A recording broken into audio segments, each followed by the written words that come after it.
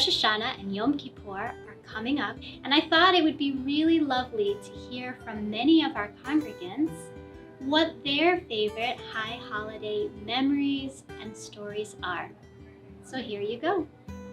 One of my fondest memories, and there's several of them actually, but they're all the same, is that is the big family dinner that my mother would put on Erev Rosh Hashanah. And we were in California, a large family. My mother was one of 6, and her 4 brothers all ended up in the Bay Area. So there were the uncles and their wives and their children, and sometimes the children's children. So these Rosh Hashanah dinners were quite an affair. And my mother always did a fantastic job of pulling them off. And unfortunately, now that we are here in Texas, we can't participate in those anymore. And so those really comprise some of my fondest memories of the high holidays. But we've kind of created a new tradition here. We get together with our friends, our close friends, all of whom we met here at Congregation Beth Torah. So for us, Beth Torah has in a way kind of helped us resurrect that fond memory that we had in San Francisco by creating a new set of people that we celebrate that dinner with every year. We were on a cruise and we visited Russia, and it was for Rosh Hashanah, during Rosh Hashanah week. And Diane and I wound up in Moscow, second day of Rosh Hashanah, and we decided to go to visit the congregation that was there for the holiday. So we found out where it was related to the hotel. We got there, and of course we had to go through a lot of security. They spoke English, broken English.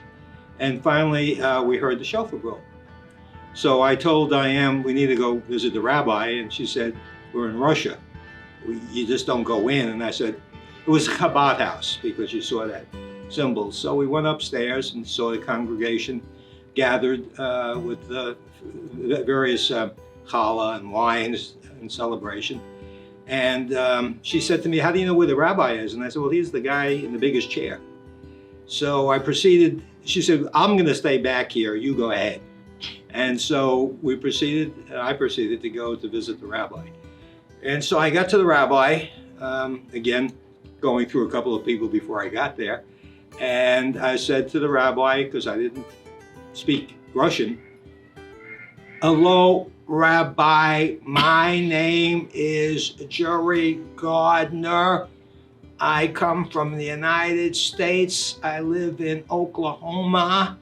And Rabbi Goldman sends regards. And he turns around and says, what's wrong with you? I come from San Francisco. And so with that, it opened up a new world. My wife, Diane, came with me.